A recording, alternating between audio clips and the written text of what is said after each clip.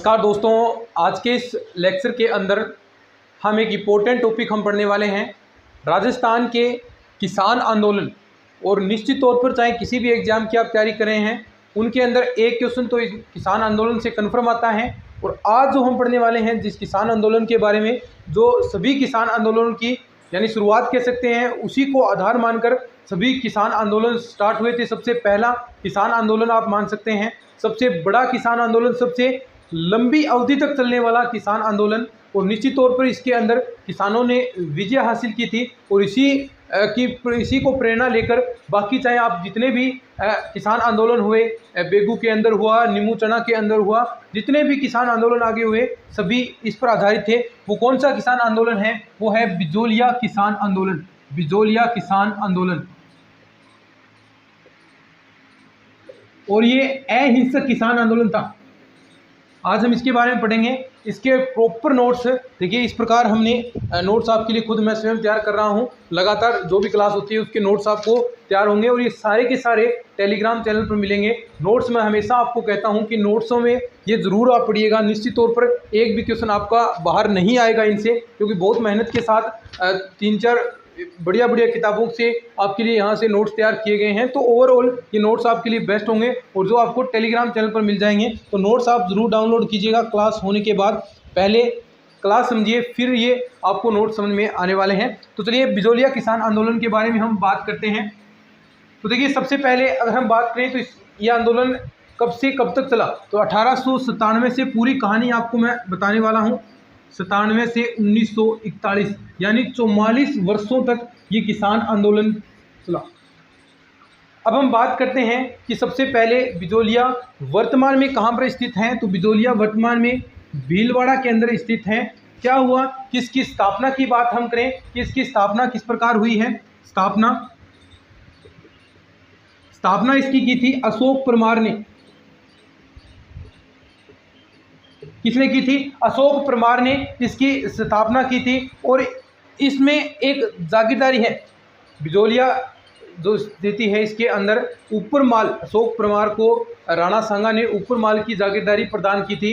क्यों? क्योंकि इन्होंने खानवा युद्ध के अंदर राणा सांगा की बहुत सहायता की थी। मान लीजिए यहाँ पर इस प्रकार है, तो ये आपका मान लीजिए बिजोलिया है, तो यहाँ पर आपको एक जागीरदारी, क्योंकि देखिए बिजोलिया तो पूरा हो गया, बिजोलिया पूरा है तो इस राज्य हो गया एक प्रकार से, और उस राज्य में राजा बैठेगा। लेकिन इसके अंडर में जो नीचे चीज़ें आएगी, जिस प्रकार आप तहसीलें कह सकते हैं, उनमें जागीरदार नियुक्त किए जाते थे। और जागीरदार यहाँ पर ऊपर माल का जो जागीरदार था वो अशोक परमार को कहा गया। किसने? राणा सांगा ने। ये चीज़ें इंपॉर्टेंट होती हैं, एग्जाम में पूछी जाती हैं। और कौन से युद्ध में राणा सांगा की सहायता की गई थी? तो खानवा युद्ध की विजय के बाद। खानवा युद्ध की विजय के बाद राणा सांगा ने ऊपर माल की जागीरदारी अशोक परमार को दी थी। अब देखिए, ये एरिया यहाँ पर है, यहाँ से राजस्थान की सीमा खत्म हो जाती है लगभग, यहाँ पर कोटा, इस प्रकार की चीज़ें यहाँ पर हैं। तो एक इम्पोर्टेंट चीज़ आएगी, यहाँ से अगर जो जागीरदार हैं वो किसानों पर अत्याचार करेंगे यानी उन्हें पीड़ित करेंगे, तो हो सकता है कि वो इधर अन्य राज्यों में पलायन कर जाएं। तो ये भी जो यहाँ के जो जागीरदार थे उनको ये सबसे बड़ा भय सताया करता था कि अगर यहाँ पर हम किसानों को पीड़ित करेंगे तो ये अन्य राज्यों में पलायन कर जाएंगे। और हुआ भी ऐसा, यानी बहुत सारे किसान यहाँ पर अपनी ज़मीनों से इस्तीफा देकर पलायन कर जाते थे। जब एक चंवरी कर लगा था जिसमें यानी प्रताड़ित किया गया था, कृष्ण सिंह ने कहा गया कि जो भी अपनी बेटियों की शादी करेगा तो उनको एक कर देना पड़ेगा, 5 या 13 रुपये, दो चीज़ें आती हैं, किसी बुक में 5 रुपये, किसी में 13 रुपये, तो उन्हें एक कर देना पड़ेगा। तो इससे नाराज़ होकर जो यहाँ के किसान हैं वो अन्य जगहों पर पलायन करना शुरू कर गए। फिर राजा को थोड़ा सा यहाँ पर चेतना जागृत हुई, चेता हुआ, जिसे हम राजस्थान भाषा में कहते हैं। फिर उसने उस कर को आधा कर दिया कि कोई बात नहीं, आधा कर दे दीजिए, लेकिन पलायन मत कीजिए। तो फिर जाकर वो किसान वापस आए और वो एक अप्रत्याशित जीत थी किसानों की। वहाँ से जीत की शुरुआत मानी जाती है और वहाँ से आंदोलन और भी एक रुद्र रूप धारण कर लेता है। बहुत सारे यहाँ पर बड़े बड़े दिग्गज यहाँ पर शामिल होते हैं। विजय सिंह पथिक सबसे बड़ा नाम आता है, साधु राम सीतादास का नाम आता है, और भी बहुत सारे हैं जो हम पढ़ने वाले हैं। तो स्थापना इसकी अशोक परमार द्वारा की गई थी यहाँ पर। अब हम बात करते हैं इस आंदोलन की शुरुआत को लेकर कि आंदोलन किस प्रकार यहाँ पर शुरुआत हुआ। तो एक आपके जागीरदार आते हैं गोविंद सिंह। 1894 से पहले गोविंद सिंह जागीरदार थे, तो उसके टाइम में किसानों और जागीरदारों के जो मध्य संबंध थे वो मधुर थे, किसी प्रकार का कोई भी कर नहीं लिया जाता था। यहाँ पर गोविंद सिंह किसानों की एक प्रकार से आप कह सकते हैं रिस्पेक्ट करते थे, इज्जत देते थे, यहाँ पर किसानों को खुश रखा जाता था। तो यहाँ पर जो दोनों के जो संबंध हैं गोविंद सिंह हैं और किसानों के बीच में, या कहें जागीरदार और किसानों के बीच में संबंध मधुर थे। लेकिन कहानी क्या होती है, 1894 में गोविंद सिंह की मृत्यु हो जाती है। फिर आपके शासक बनते हैं 1894 में कौन, कृष्ण सिंह, राव कृष्ण सिंह कह सकते हैं आप। एक एक कहानी चीज समझिएगा आप। राव कृष्ण सिंह 1894 में आपके शासक बनते हैं, और जो जागीरदार बनते हैं। राजा अलग होगा, राजा यहाँ पर अलग होगा, क्योंकि आप देख सकते हैं मेवाड़ होगा तो मेवाड़ का यहाँ पर राजा अलग है। और ये जो आप कह रहे हैं बिजोलिया, ये इनके अंडर में आते थे, यहाँ पर जागीरदार नियुक्त किया जाता था। ठीक है, तो यहाँ पर राव कृष्ण सिंह जागीरदार बनते हैं, और ये जागीरदार बनते ही क्या करेंगे, 84 प्रकार के कर लगा देते हैं। 84 प्रकार के कर, 84 कर लगा देते हैं अलग अलग प्रकार के। कैसे, लाग बाग एक कर लगा देते थे, लाटा कुंता लगा देते। लाटा कुंता क्या होता है, देखिए लाटा कुंता, अब देखो लाटा क्या होता है, यहां से देखिए क्या अर्थ बन रहा है, लेटा हुआ। ठीक है, यानी कटी हुई फसल, लेटा हुआ यानी फसल कब लेटती है, जब काट दी जाती है। कटी हुई फसल पर कर लगाना, और कुंता एक खड़ी फसल पर। क्या होगा, देखिए एक तो आपने फसल को लेटी हुई यानी काट दी है फसल, उसके बाद उसकी कढ़ाई हो गई है, फिर कर लगाएंगे भी हाँ तेरे 20 कुंटल अनाज हो गया, तो इतना हमें दे दे, लगभग 2/5 1/3 इस प्रकार सा टैक्स लिया जाता था। कुंता क्या होता है, ये सबसे खतरनाक चीज़ है। कुंता खड़ी फसल पर ही, अब अंदाज़ा लगाकर जागीरदार आएगा ऐसे करके भी, तेरे तो कर इतना अनाज हो जाओ, अंदाजो 20 कुंटल अनाज हो जाओ, तो कोई ज़रूरी थोड़ी है 20 कुंटल अनाज होना। अब किसान, उनको कुछ पता ही नहीं है, अभी देख कितनी दूर तक तेरी फसल दिखण आ रही है, 20 कुंटल अनाज तो तैयारी है, पर वो होते ही वो 5 कुंटल।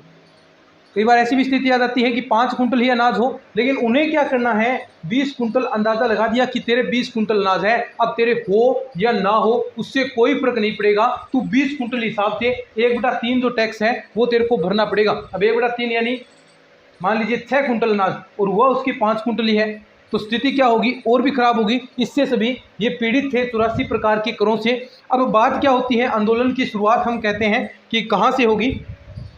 देखिए इसके नोट्स प्रॉपर वे में आपको टेलीग्राम चैनल पर मिल जाएंगे, तो मैं एक एक चीज़ लाइन आपको नहीं लिखवा रहा हूँ यहाँ पर, और कोशिश रही तो कई चीज़ों में आपको चीज़ें लिखवा भी दूंगा मैं, चिंता नहीं करें। लेकिन नोट्स आप टेलीग्राम चैनल को जरूर ज्वाइन कर लें। गांधी नॉलेज बैंक जो अपना चैनल है, इसी के नाम से टेलीग्राम चैनल भी है। अब देखो यहाँ पर राव कृष्ण सिंह ने 84 प्रकार के कर लगा दिए, लाटा कुंता, और एक कर और भी यहाँ पर लिया जाता था, बेगार।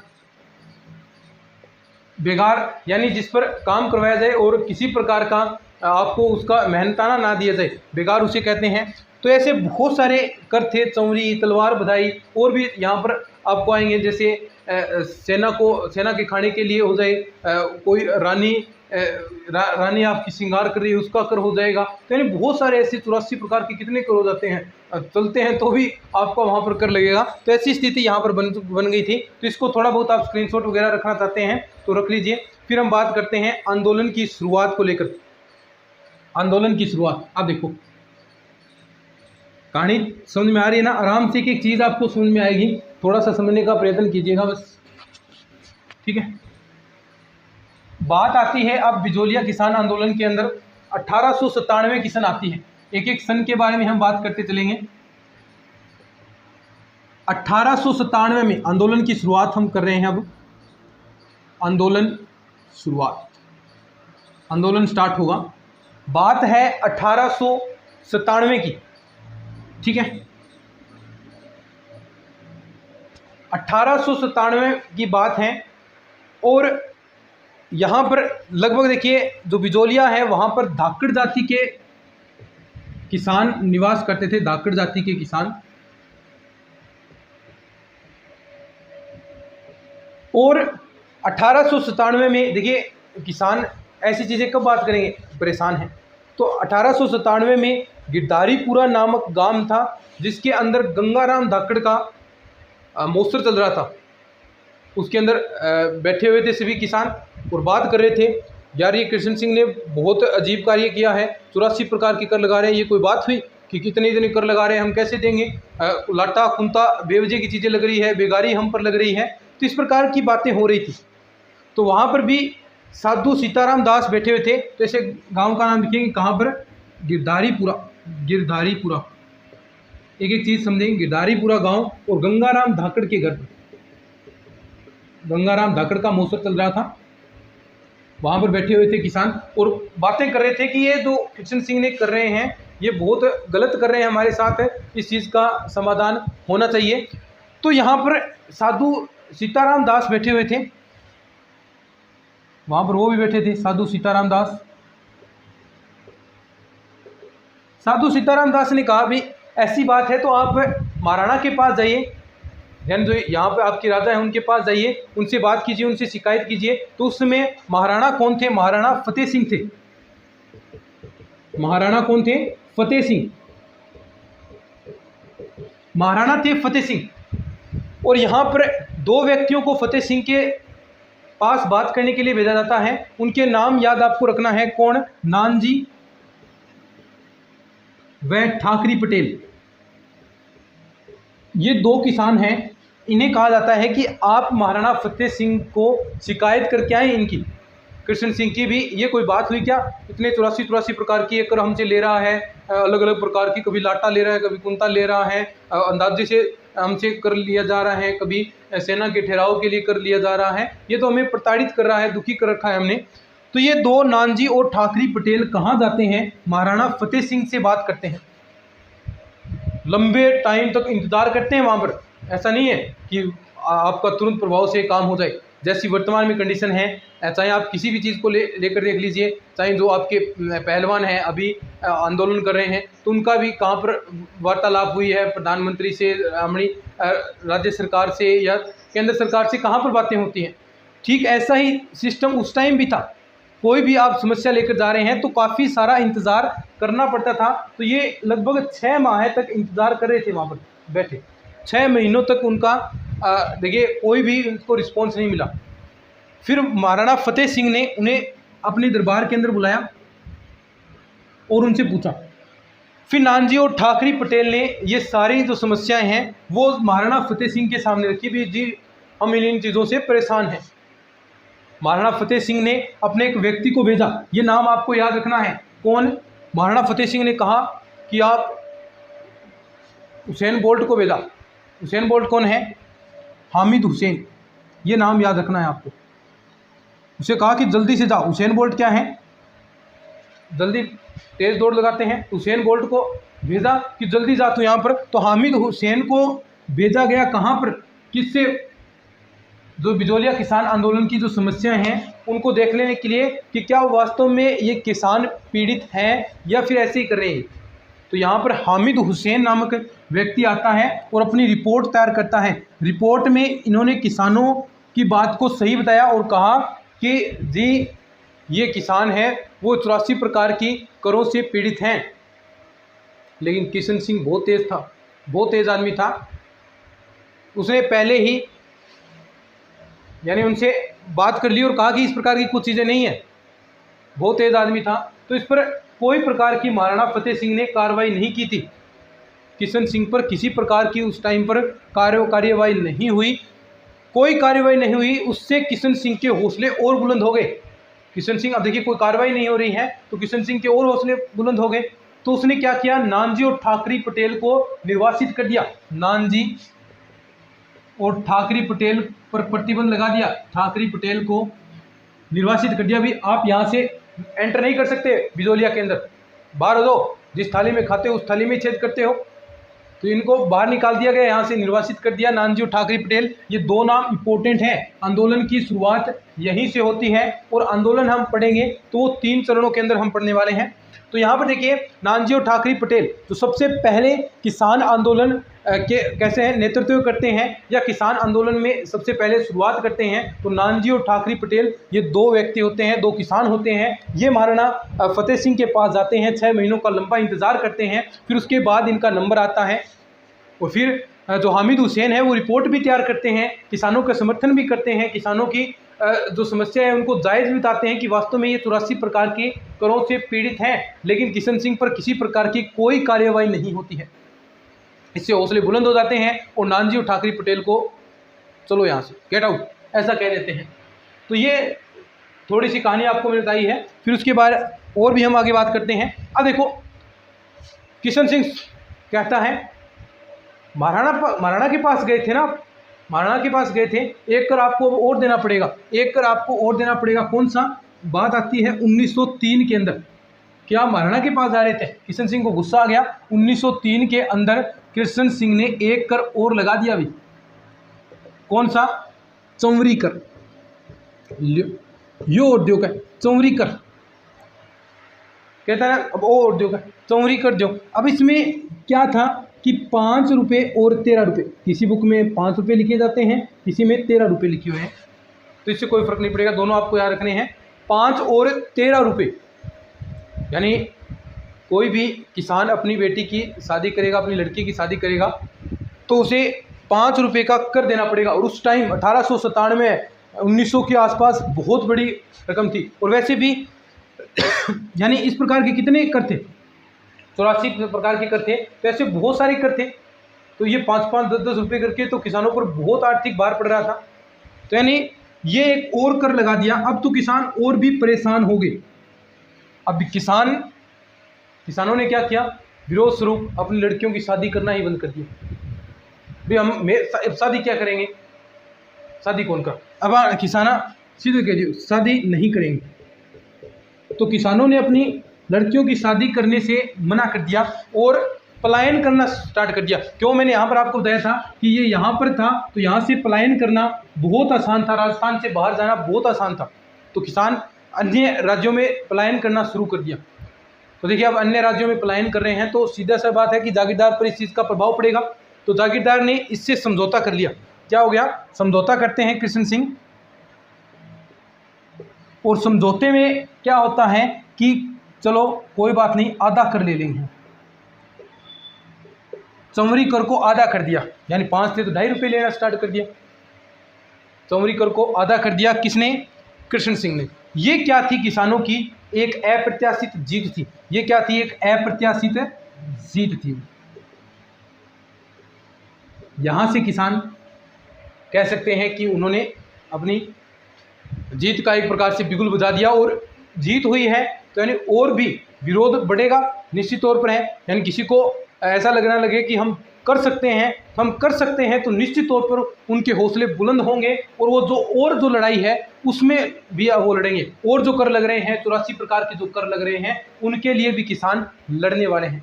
वो कैसे लड़ेंगे, इसको लिख लीजिए, फिर आगे उसके बारे में हम बात करते हैं। तो लिख लिया होगा आपने ये, वैसे तो नोट्स आपको मिल जाएंगे, वहाँ से आप डाउनलोड कर लीजिएगा रोज़ाना टेलीग्राम पर। अब देखिए हमने बात कर ली बिजोलिया किसान आंदोलन के बारे में। थोड़ा सा मैं इसका क्विक रिवीजन आपको दूं तो चलेगा ना? तो देखिए बिजोलिया किसान आंदोलन की अगर हम बात करते हैं, तो बिजोलिया किसान आंदोलन वर्तमान में भीलवाड़ा के अंदर पड़ता है। यहाँ पर जो आंदोलन है वो 1897 से 1941 यानी 44 वर्षों तक ये किसान आंदोलन चला था, और अहिंसक किसान आंदोलन था। यानी इसके अंदर किसी प्रकार की कोई भी हत्या नहीं होती है, लेकिन बाकी जो आंदोलन है उनमें अंदर एक आधे की हत्या जरूर हो रही है। बाकी चाहे बुन्नी मूचड़ा में और बहुत सारी हत्याएं हो रही हैं, गोलीबारी हो रही है, लेकिन यहाँ पर इस प्रकार की कोई भी घटना नहीं होती है, क्योंकि इस आंदोलन के अंदर इतना अंग्रेज़ों ने हस्तक्षेप नहीं किया। महाराणाओं के बीच में ये संघर्ष चला, फिर अंग्रेज़ यहाँ पर आए तो फिर उस आंदोलन को शांत किया गया, बातें मानी भी गई, लेकिन वहाँ पर शुरुआत के अंदर ही अंग्रेज़ों का प्रभाव रहा। तो वहाँ पर जो जागीरदार हैं वो अंग्रेज़ों से प्रभावित होकर अंग्रेज़ों के दबाव के कारण वहाँ पर फायरिंग किया करते थे। तो यानी वहाँ पर हिंसक घटनाएं हुआ करती, लेकिन इसके अंदर नहीं हुई। तो बिजोलिया की स्थापना अशोक परमार द्वारा की जाती है, और अशोक परमार को ऊपर माल की जागीरदारी प्रदान करते हैं कौन? राणा सांगा, खानवा युद्ध की विजय के बाद। ठीक है, उसके बाद हम बात कर रहे थे कि आंदोलन की शुरुआत कहाँ से होती है। तो 1894 तक तो जो रिलेशन है किसानों और जागीरदारों के बीच में वो बहुत अच्छे थे, लेकिन 1894 में गोविंद सिंह की मृत्यु हो जाती है और फिर उसके बाद राव कृष्ण सिंह वहाँ के जागीरदार बनते हैं। तो राव कृष्ण सिंह जागीरदार बनते ही 84 प्रकार के कर किसानों पर लगा देते हैं। लाग बाग, लाटा कुंता, बेगारी, सेना के ठहराव के लिए, यानी बहुत ही ऐसी प्रकार की करों की सीधे के सीधे किसानों पर थोप देता है। तो 1897 की बात है, गिरधारीपुरा नामक गांव में धाकड़ जाति के लोग, धाकड़ जाति के किसान बैठे हुए थे गंगाराम धाकड़ की मृत्यु भोज के अवसर पर। वहाँ पर वो बातें कर रहे थे कि हमें कितना पीड़ित किया जा रहा है, ये कोई बात हुई क्या, इतने इतने हम पर कर लगाए जा रहे हैं बेवजह के, तो इसका कुछ समाधान करना चाहिए। तो वहाँ पर साधु सीताराम दास बैठे होते हैं, वो कहते हैं कि आप महाराणा से बात कीजिए जाकर। महाराणा फतेह सिंह थे वहाँ पर मेवाड़ के, तो वो फतेह सिंह के पास बात करते हैं, नानजी और ठाकरे पटेल, और फतेह सिंह हामिद हुसैन नामक व्यक्ति को भेजते हैं। रिपोर्ट आती है जिसमें किसानों को की मांगे हैं, जो किसानों की जो समस्याएं हैं उनको जायज़ बताया जाता है, लेकिन किशन सिंह पर किसी प्रकार की कार्रवाई नहीं की जाती है। किशन सिंह नानजी और ठाकरे पटेल को निर्वासित कर देता है बिजोलिया से, और एक कर और लगा देता है चौवरी कर 1903 के अंदर, जिसकी जो कर था वो 5 या 13 रुपये उसका टैक्स बताया जाता है। इसके विरोध में किसानों ने विरोध कर दिया और उन्होंने अपनी लड़कियों की शादी करना ही बंद कर दिया और साथ में अन्य राज्यों में पलायन करना शुरू कर दिया। इससे जो कृष्ण सिंह हैं देखिए वो भी प्रभावित होंगे, तो उन्होंने कर को कम कर दिया, यानी आधा कर दिया कि आधा कर लेंगे। ये किसानों की अप्रत्याशित विजय। हम जो किसान आंदोलन है वो 3 चरणों के अंदर हम पढ़ने वाले हैं। ये बिजोलिया किसान आंदोलन 3 चरणों में आएगा। प्रथम चरण, द्वितीय चरण, तृतीय चरण, 3 चरणों में हम पढ़ेंगे। तो प्रथम चरण आपका 1897 से शुरू होता है और 1914 तक आपका चलता है। द्वितीय चरण 1914 से लेकर 1923 तक हम पढ़ेंगे। ये फिर आपका 1923 से आगे 1941 तक। ठीक है, 3 चरणों के अंदर हम इसे विभाजित करते हैं। ये चरण हम पढ़ रहे थे, प्रथम चरण। इसके अंदर जो नेता हैं वो कौन कौन थे देखिए। आगे नेतृत्व करने वाले नानजी और ठाकरे पटेल, साधु सीताराम दास,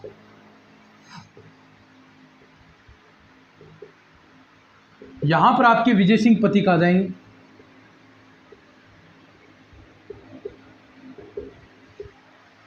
ठीक है, एक एक करके हम चीज़ों को पढ़ने वाले हैं। तो हम ये चरण पढ़ रहे थे यहाँ पर और हम लगभग 1903 कवर कर चुके हैं। अब देखिए प्रथम चरण ही हम कंप्लीट करते हैं। 1903 के अंदर जो चौवरी कर लगाया गया था वो आधा कर दिया गया था। अब उसके बाद बात आती है सन 1906। कौन सी सन? 1906। 1906 में क्या होता है भाई? 1906 में कृष्ण सिंह है गोंद, जो कृष्ण सिंह है वो टपक जाते हैं या परलोक सिधार जाते हैं, दी एंड हो जाता है इनका। तो इसके बाद नए शासक या नए जागीरदार बनते हैं कौन? पृथ्वी सिंह। आराम से एक चीज पढ़ेंगे। पृथ्वी सिंह नए शासक बनते हैं। अब राजाओं ये जागीरदारों का क्या काम था? बनेंगे और एक कर नया तोपेंगे। अब पृथ्वी सिंह बने तो एक कर और लगा दिया भी मैं, या देखिए मैं नया राजा बना हूं, नया शासक बना हूं, तो मुझे एक कर दो आप। कौन सा भी? किसानों ने कहा कौन सा? तलवार बधाई कर।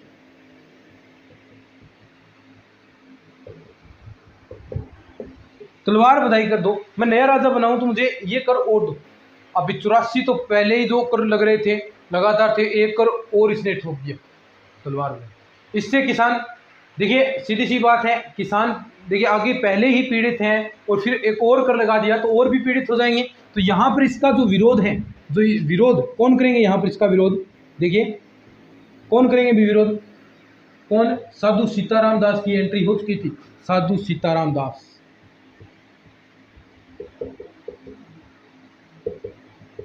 ब्रह्मदेव फतेहकरण, दो ये नाम आते हैं, फतेहकरण, ब्रह्मदेव, ये जो हैं इसका विरोध करते हैं भी कि ये हमसे सहन नहीं होगा, आप इस चीज़ को बंद कीजिए, इस चीज़ को हटाइए। अब देखिए साधु सीताराम दास की एंट्री हो चुकी है। साधु सीताराम दास को बिजोलिया किसान आंदोलन का जनक माना जाता है। राजस्थान में किसान आंदोलन के जनक विजय सिंह पथिक है, लेकिन बिजोलिया किसान आंदोलन का जनक साधु सीताराम दास को माना जाता है। बिजोलिया, ये क्वेश्चन फर्स्ट ग्रेड के अंदर आया था, अभी बिजोलिया किसान आंदोलन का जनक